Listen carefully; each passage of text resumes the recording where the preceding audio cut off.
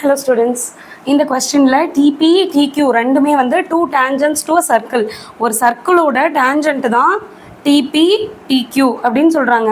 நம்ம tangent அப்படின்னு ஒன்றுமே நமக்கு என்னெல்லாம் இன்ஃபர்மேஷன் தெரியும்னு யோசிக்கலாம். tangentனா சர்க்கிளை ஒரு டைம் தான் டச் பண்ணும், ஒரு டைம் தான் டச் பண்ணியிருக்கு. அப்புறம் அது வந்து இங்கே பாருங்க சென்டர் O அப்படின்னு சொல்லியிருக்காங்க. சென்டர் இங்கேயும் சொல்லியிருக்காங்க. சென்டர் O கூட சென்டர்லேருந்து அந்த டேஞ்சண்ட்டை டச் பண்ணுற மாதிரி ஒரு ரேடியஸ் ட்ரா பண்ணோம்னா அது எப்படி இருக்கும், 90 டிகிரியில் இருக்கும். கரெக்டாக? அது ஒரு இன்ஃபர்மேஷன் நமக்கு தெரியும். ரெண்டுமே டேஞ்சண்ட் தான். ஸோ ரெண்டுமே இந்த சென்டர்லேருந்து வர ரேடியஸை டச் பண்ணும்போது 90 டிகிரி ஃபார்ம் பண்ணும். நெக்ஸ்ட்டு ஆங்கிள் POQ, சென்டரில் இருக்க வேர்டு தானே ஆங்கிள்.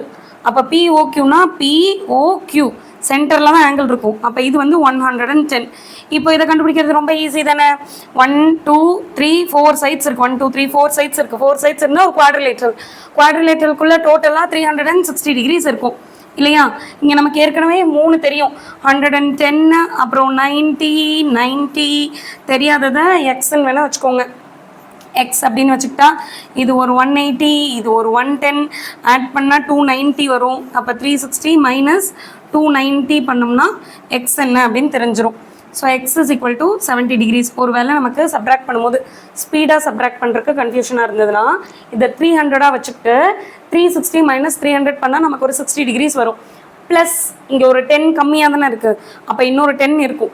60 + 10 70.